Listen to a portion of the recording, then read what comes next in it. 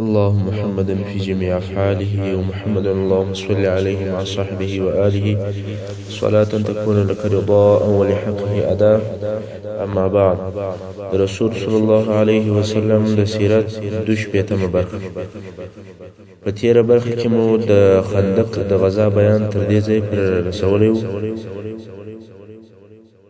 چې يهودو هغه خپل عهد او وعده ماته کړه، نو اوس یې قصد وکوي چې د مسلمانانو کوم ماشومان او ښځې چې د دوی په طرف کې په یو قلعه کې محفوظه دي، اول پر هغو حمله وکړي او هغه مسلمانانې ښځې بوځي، هغه مینځانې کړي او هلکان مریان کړي. نو یو څو نفره د معلوماتو دپاره ورولېږل چې تاسې وګورئ چې په قلعه کې نور څوک شته او که قلعه د ساتونکو او د محافظینو څخه خالي ده. نو دغه نفر چې یهودو را لېږلي دي نږدې و قلعه ته ورغلل، ویې لیدل چې په قلعه کې یوازې ښځې دي چې دې خواته اخواته ګرځي او نارینه نه کې معلومېږي.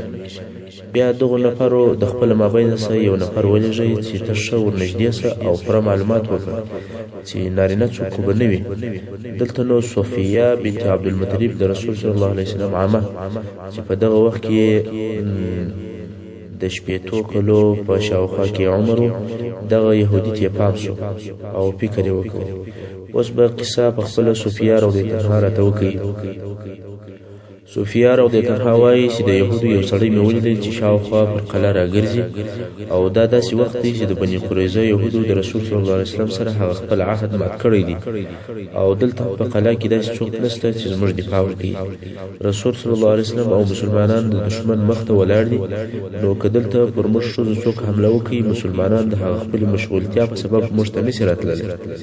صفیه رضی الله عنها وایي نو حسان ابن ثابت رضی الله عنه ته ورغله چې هغه زموږ سره په دغه قلعه کې و، او ورته ومې ویل چې یا حسان، دغه یهودي لکه څنګه چې تی وینې شاوخوا په قلعه راګرځي، او په والله زه د یهودو طرفه د مسلمانانو پر ښځو باندې نه یم مطمئن. که دغه یهودي نورو یهودو ته خبر وروړی، ښایي چې یهود حمله را باندې وکړي. او رسول صلی الله علیه وسلم او مسلمانان هم هلته د خندق په ساتنه مشغول دي. نو ورکښته سه دغه سړی مړ کړ. حسان رضی الله عنه وویل والله زه د دې سړی نه یم، زه ضعیفه یم او د کار نه یم، سپېژره یم، نشم کولی. نو صفیه رضی الله عنها وایي نو مې په خپله د یهودي د وژلو اراده وکړه، د قلعه څخه مې یو لرګی راواخیستی او ورکښته شوم، دغه یهودي ته پټه شوم. کله چې یهودي زما محاذات او برابر ته راورسېدی، پر لرګي مې پر سر ووهی او سړی راغورځار شو، تر هغو مې وهی چې څوک مړ شو. بیا نو بېرته قلعه ته راغله. حسان رضی الله عنه ته مې وویل چې ورشه د دغه سړي سامان راواخله او سر یې ورپرېږده. حسان رضی الله عنه وویل چې زه نه سامان رااخیستی سم او نه یې سر ورپرې کولی سم، زه د هېڅ کار نه یم. نو په خپله صفیه رضی الله عنها ورغله او یهودي سر یې ورپرې کړ او هغه د سامان یې راواخیستی. تاسې ښه متوجه سئ دا د ښځې ایمان، شجاعت، تدبیر او عمل و. د سړي سر یې ورپرې کړ او لوړې قلعه ته وختله. اوس ګوري چې دغه وژل سوی نفر نور ملګري لري که نه، خو هلته یو څو نفره نور هم ولیدل، او دغه سر یې د هغو نورو یهودو پر طرف باندې وروغورځوه. هغو چې دغه سر ولیدی، ولا کلا په خلکو ډکه ده. د رسول صلی الله علیه وسلم د عامه صفیه رضی الله عنها دغه کار د مسلمانانو د ښځو او د ماشومانو د ساتنې سبب وګرځېدی. یهودو دا فکر وکوی چې په قلعه کې ډېر جنګي خلک شته، حال دا چې قلعه د نارینه و مسلمانانو څخه خالي وه، او نو یهودو دویم وارې د دغسې مجرم او خائنانه عمل په کولو باندې بیا جرأت او اقدام نه دی کړی. دغه صفیه رضی الله عنها هغه زړوره او شجاع او بهادره ښځه وه چې خپل زوی زبیر ابن عوام رضی الله عنه یې فارس او جنګي قهرمان تربیه کړ. زبیر رضی الله عنه چې کوچنی و، دې به په یو تاریک ځای کې یوازې پرېښوی، که به هغه ژړل دې به وهی. خلکو به دا ملامتوله چې هغه کوچنی دی او ته ظلم پر کوې وهې. دې به ویل زه یې داسې تربیه کوم چې فارس جوړ شي. د فارس څخه مقصد دا و چې جنګي پهلوان وي، دلاوره او شجاع سړی وي. نو رښتیا هم د زبیر رضی الله عنه څخه زبیر ابن عوام جوړ شو. زبیر رضی الله عنه داسې وه چې ډېره بهادوره او ډېره زړوره، داسې نه وه لکه د نن ورځې ښځې چې خپل اولادونه بیرونکي او نازولي، پاسته او نازک تربیه کوي. یا هیڅ کله دا داسې نه و. دا مسله د تربیې مسله ده. زه نه وایم چې د خپلو اولادو سره محبت مه کوئ، بلکې زما مقصد دا دی چې خپل اولادونه شجاع او دلاوره تربیه کړي.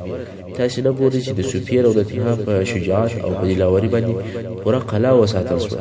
تاسې فکر وکړئ که دا دغه کار نه وکړئ نو څونه خطر او تاوان مسلمانانو ته رسېږي. هلته پر مسلمانانو محاصره ډېره سخته شوه. فقط هغه 300 نفر دي چې د رسول صلی الله علیه وسلم سره پاتې دي او د خندق ساتنه کوي.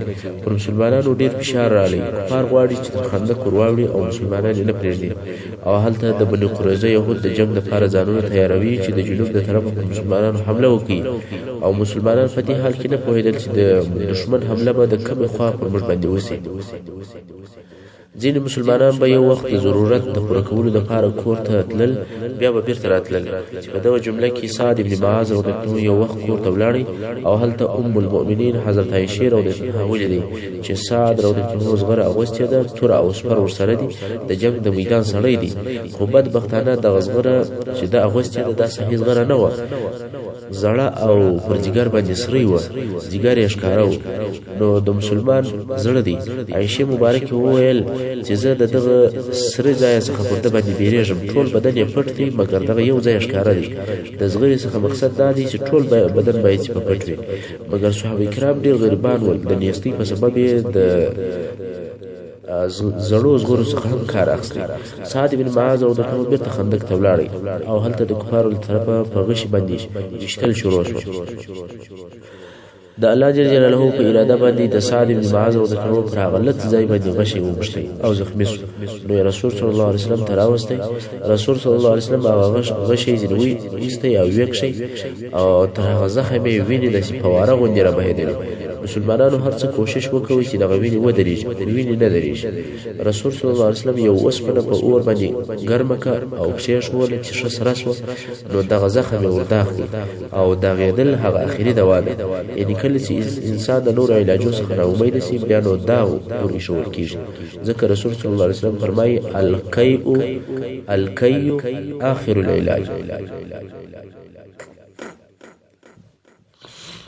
نو په دغه داغېدلو سره وینه ودرېدله، خو څه موده وروسته بیا د زخم خوله خلاصه شوه او بیا وینه بهېدل شروع شو.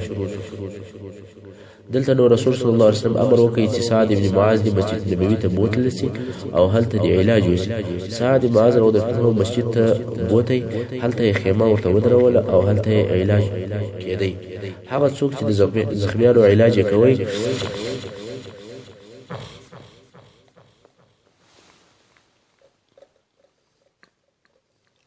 هغه د انصارو یو ښځه وه چې نوم یې روپیده و او دغه ښځه په اسلام کې هغه اوله مبرزه یا نرسه یا جراحه ده چې د زخمیانو علاج یې کوي. خیر دلته په مسجد نبوي کې د سعد بن معاذ رضی الله عنه علاج کیږي. امام بخاري رحمه الله روایت کوي چې سعد بن معاذ رضی الله عنه دلته په دغه ناروغي کې خپل رب جل جلاله ته دعا کول.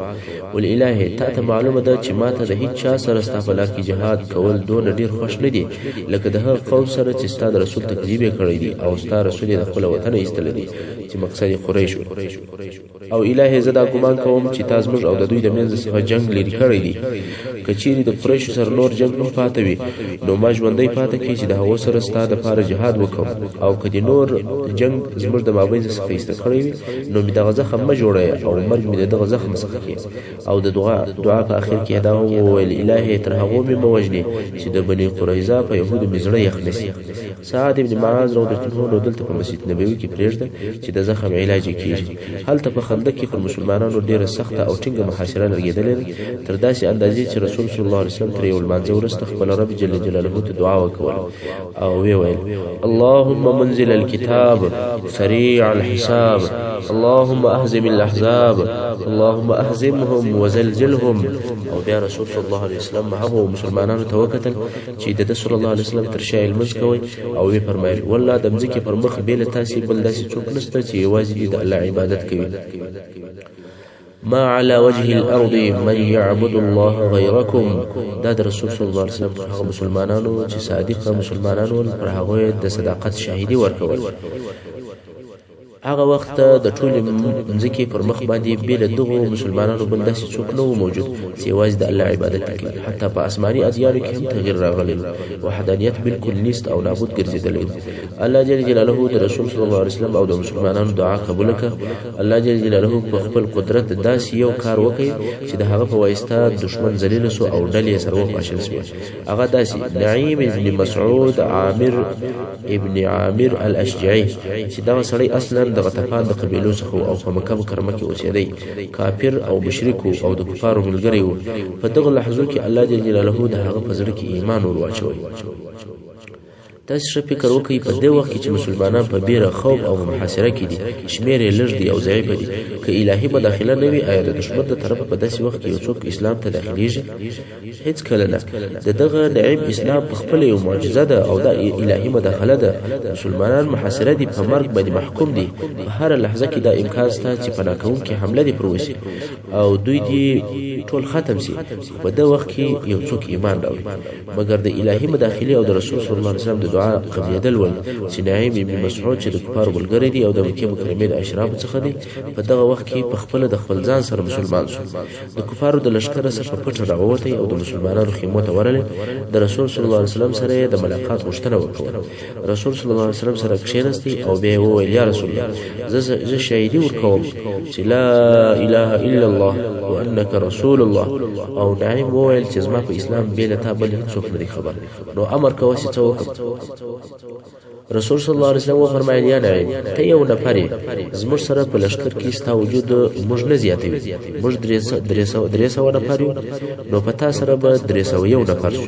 کم فرق یې نه وکړ او دښمن 10,000 نفر دی، نو که دې په وسه پروي چې دوی سره وپاشي او موږ د دوی د حملې څخه خلاص شو، نو دا کار وکړه. نعیم وویل یا رسول الله، د دې کار دپاره باید چې یو څه ووایم، یعنی د دوی د پاشلو دپاره مجبوره یم چې خلاف ووایم.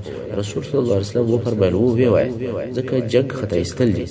دا معلومه خبره ده چې خلاف یا درواغ ویل حرام دي، مګر په جنګ او په داسې ځایو کې د دښمن د پاشلو یا د دښمن د مغلوب کولو دپاره یوازې دا نه چې جایز او روا دي، بلکې ښه کار هم دی.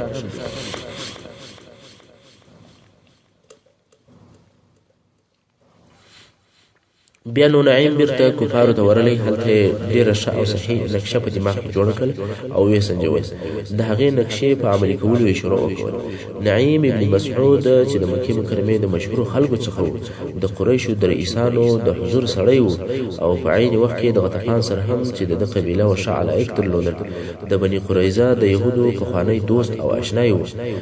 دغو یهودو ته به د جاهلیت په وختو کې هم د ملاقات او د لیدنې دپاره ورتلی. مقصد دا چې نعیم معروف شخص و او د کفارو د لښکر د ټولو افرادو سره پیژندل او ښه مناسبات هم ورسره درلودل. اوس یې د خپل نقشې په عملي کولو شروع وکول او اول یې د بني قریظه د یهودو څخه شروع وکول. د کفارو د لښکر څخه پټه رهي سو، څو چې د بني قریظه یهودو ته ورغلی او د یهودو مشران یې سره راټول کړل او ورته ویې ویل تاسې خو ما ښه پیژنئ چې زه څوک یم؟ هغه وویل هو موږ دې پیژنو. ده ورته وویل په دې خو ښه خبر یاست چې د محمد صلی الله علیه وسلم سره څونه دښمني لرم؟ هغه وویل هو. ده وویل دا خو هم ښه در معلومه وي چې ستاسې څونه دوست دي. هغه وویل هو صحیح ده، نو خیر څه خبره ده وایه، خبره کوه. ده ویل خبره دا ده چې قریش ستاسې په مثل نه دي. دغه ښار ستاسې ښار دی، په دغه ښار کې ستاسې مالونه دي، ستاسې اولادونه ښځې دي. تاسې نسئ کولی چې دغه ښار پرېږدئ او بل ځای ته ولاړ شئ. خو اوس چې قریش او غطفان د محمد صلی الله علیه وسلم او د هغه د ملګرو د جنگ دپاره راغلي دي او تاسې هم پر محمد صلی الله علیه وسلم او د هغه پر ملګرو باندې، د هغه پر وطن او د هغو پر مالو باندې او د هغو پر ښځو پر ماشومانو باندې د قریش او د غطفان مرسته کوي.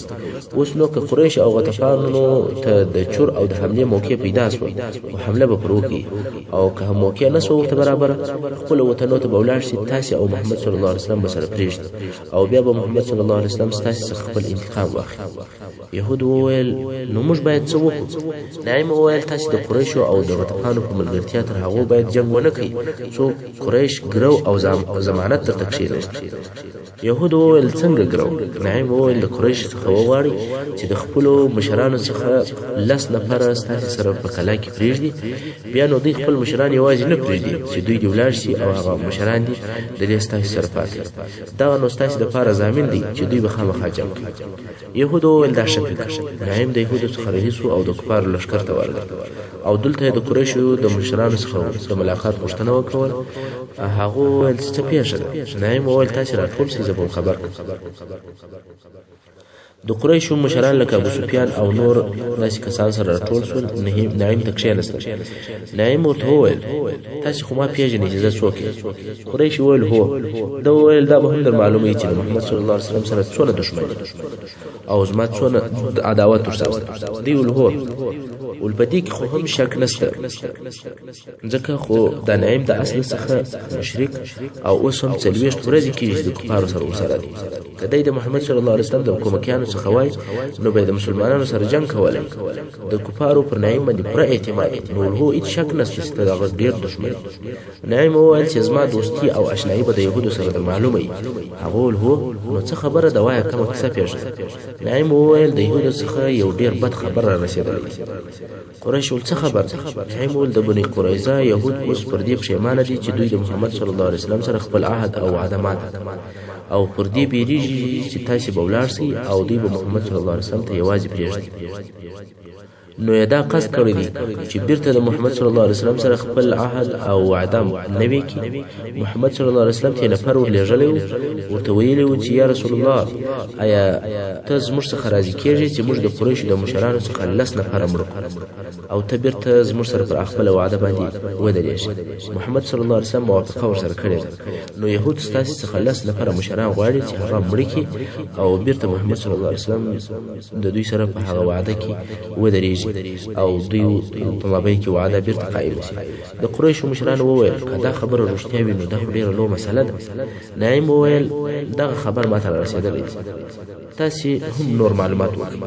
نعیم د قریشو د مجلسه ولاړ سو. بیا غطفان ته ورغی. هغو ته هم دغسې خبرې وکړې. د دغه خبرو په اورېدلو سره د ابو سفیان په زړه کې تشویش پیدا شو. نو ویل یې چې زه خپله یهودو ته ورځم او دا معلومات کوم.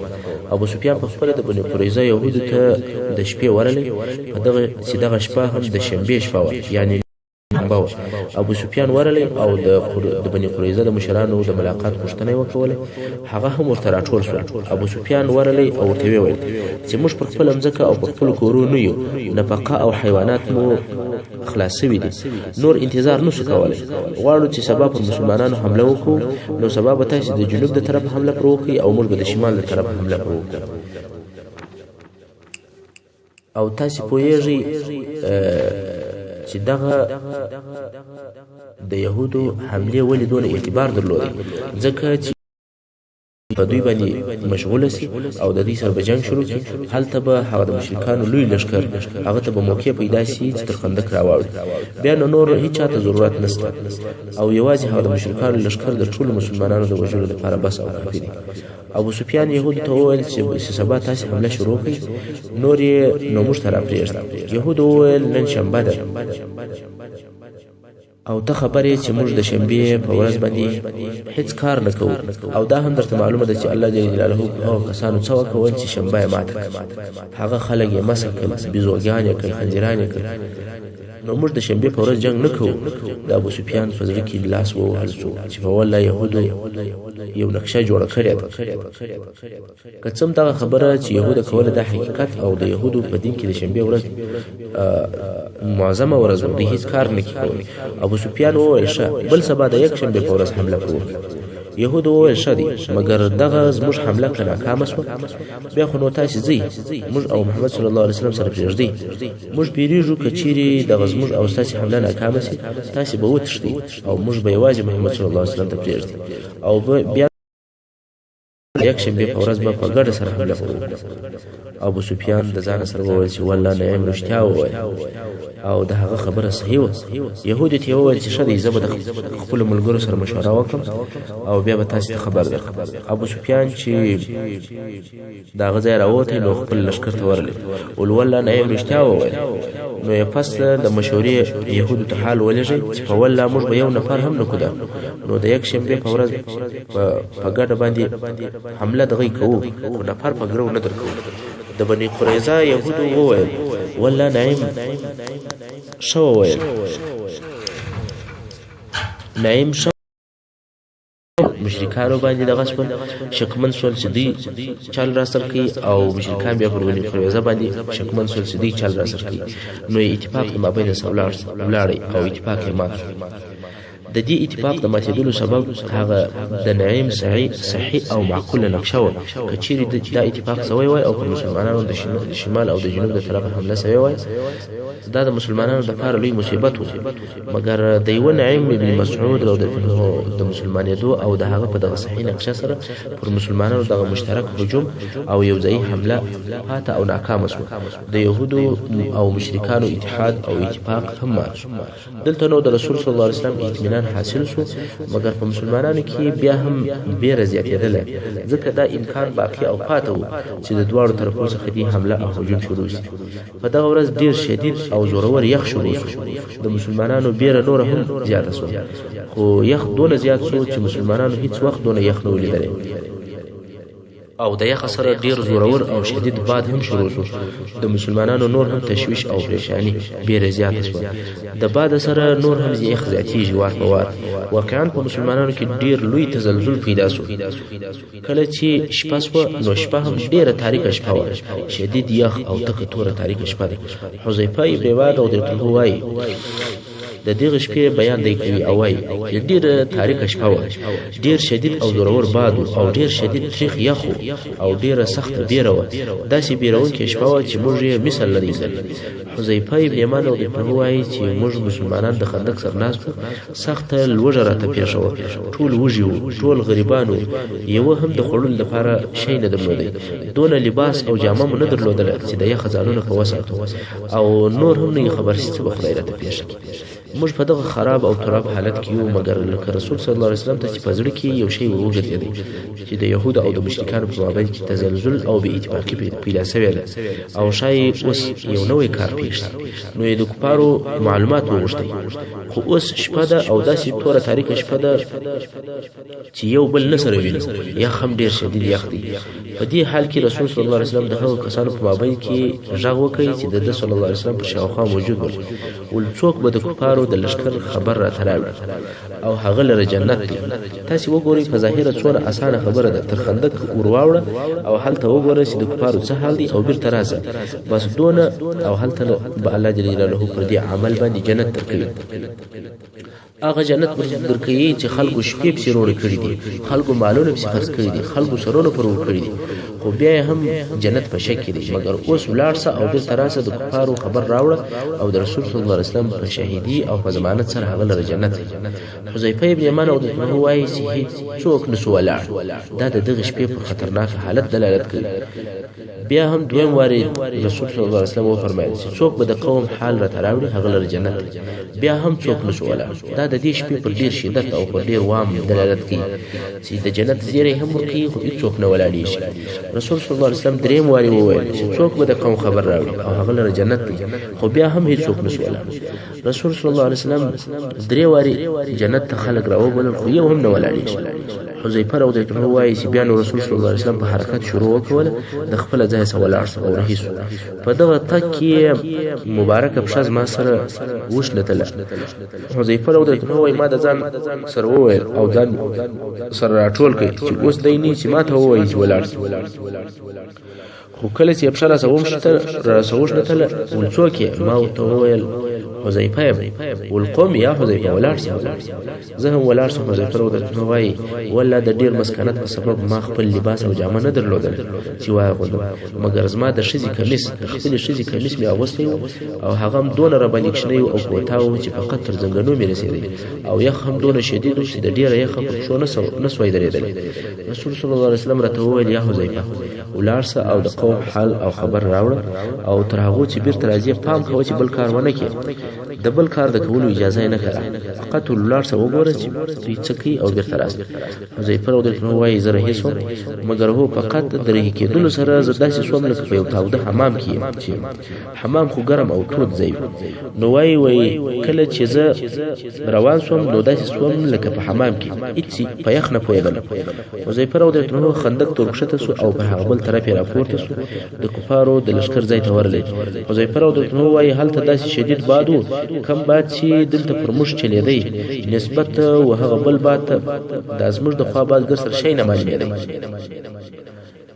ټول خلک د خیمو په ټینګولو مشغوله ول چې دا باد خیمې ورنړولې حذیفه رضی الله عنه وایي چې د باد د ډېره زوره مې خیمې ولیدلې چې په هوا الوتې کفارو د خوړو او د پخولو دپاره ډېر لوی دیګونه درلودل خو دغه دیګونه به باد چپکول داسې باد و چې موږ یې هېڅکله مثال نه دی لیدلی کفارو د لښکر په منځ کې ډېر لوی اور بل کړی و او ومې لیدل چې یو غټ سړی دی هغه اور ته ولاړ دی او ځان تودوي خپله شایه اور ته وګرځولې ده غواړي چې شا تودی حذیفه رضی الله عنه وایي ما چې ورته وکتل هغه ابو سفیان او د قوم مشر او رئیس سړی او شاوخوا نارې وایي زما خواته راسئ زما خواته راسئ حذیفه رضی الله عنه وایي چې غشی او لندي مې راپورته کړل چې د کفارو رئیس چې مخ ته مې ولاړ دی او زه ورته ګورم او زما او د ده په مابینځ کې هېڅوک هم نشته نو غشی مې او لندي مې راواخیستل او سره برابر مې کړل چې اوس د ابو سفیان خواته یو غشی وغورځوم او مړ یې کړم حذیفه رضی الله عنه وایي قسم په الله که مې ویشتلی وای وژلی به مې وای مګر په دغه وخت کې هغه د رسول صلی الله علیه وسلم امر را په یاد شو چې ما ته یې وویل چې تر څو چې بېرته راځې پام کوه چې بل کار ونه کوې دغه ته اطاعت وایي حذیفه رضی الله عنه کولی شوای چې د کفارو رئیس مړ کړي مګر یا د رسول صلی الله علیه وسلم د اطاعت په سبب یې دغه کار نه وکړ حذیفه رضی الله عنه وایي کله چې دغه امر را په یاد شو نو بېرته مې غشی راایسته کړ او د ابو سفیان په نارو مشرکان هم سره راټول شول او راله شاوخوا کښېنستل حذیفه رضی الله عنه وایي زه هم دلته په دې مشرکانو کې ناست یم اوس نو ابو سفیان غواړي چې قوم ته خبرې وکړي شپه تاریکه او ډېره توره شپه ده نو اول یې وویل چې هر یو دې د خپل بغل یا د څنګ د ملګري څخه پوښتنه وکړي او ودې ګوري چې څوک دي داسې نه چې پردی سړی په موږ کې ناست حذیفه رضی الله عنه وایي چې زه په حیرت کې شوم چې اوس به څه کوم زه د مسلمانانو څخه یم او د دوی په مابینځ کې ناست مګر د الله قدرت دی چې په دې وخت کې فکر کار وکړي عقل او هوښیاري هغه ده چې د ضرورت او د موقع په وخت باندې کار ځینې واخیستل شي حذیفه رضی الله عنه وایي چې ژر مې د راسته طرف د سړي څخه پوښتنه وکړه مال څوک یې هغه وویل پلانکی یم مخ مې چپه خواته راواړوی بل سړي پوښتنه وکړه مال څوک یې هغه وویل پلانکی یم خو زما څه هېچا پوښتنه نه ورکوله ابو سفیان تقریر شروع کړ ول تاسې دغه باد وینئ تاسې دغه یخ وینئ دغه مشکلات وینئ نو که ولاړ سو ده لا تقریر نه و خلاص کړی چې خلکو نارې کې ول کوچ کوچ کوچ کوچ خلک په خواله په عذاب ول 15-40 ورځې یې تېرې کړي دي او هېڅ کار یې هم نه دی کړی او د بله طرفه د بني قریظه د یهودو خبر هم پر مشرکانو باندې ډېر بد اثر کړی دی چې یهودو هم زموږ د همکاري او د ملګرتیا څخه لاس اخیستی دي نو مشرکانو هغه د کامیابۍ او د امیدي کم فکرونه چې ورسره ول هغه ټول د دماغه حذیفه رضی الله عنه وایي کفار په دغه شپه د بارېدلو په کار یې شروع وکوله او زه لکه په ګرم حمام کې چې یم په یخ نه پوهېږم بېرته را رهي سوم تر خندق راواوښتم پوښتنه مې وکول چې رسول صلی الله علیه وسلم چیرې دی ویل هغه هلته لمونځ کوي نو د رسول صلی الله علیه وسلم خیمې ته ورغلم او چې ګورم رسول صلی الله علیه وسلم په لمانځه ولاړ حذیفه رضی الله عنه وایي فقط چې خیمې ته ورننوتم هغه د حمام تودوالی راڅخه لیرې سو ولاړ دا الهي معجزه وه تر کومه وخته پورې چې دی د رسول صلی الله علیه وسلم په خدمت باندې مشغوله و معجزه ورسره وه او کله چې خدمت پای ته ورسېدی نو هغه معجزه هم پای ته ورسېدله محترم اوریدونکو څنګه چې وخت پای ته رسیږي نو پاته برخه د سیرت په راتلونکي اپیسوډ کې واورئ وصلى الله تعالى على خير خلقه محمد وآله وأصحابه أجمعين